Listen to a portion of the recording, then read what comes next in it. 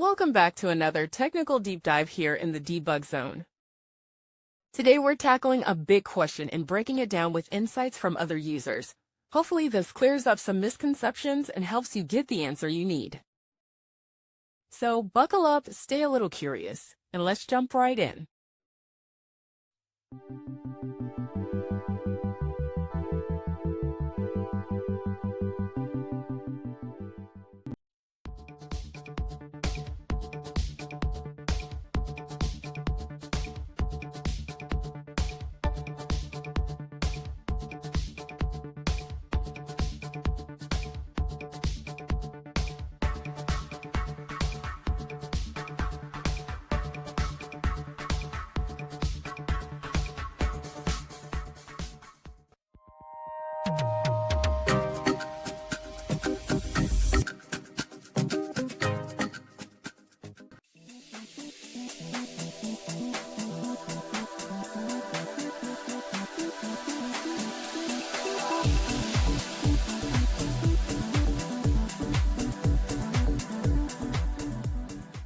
And that's a wrap.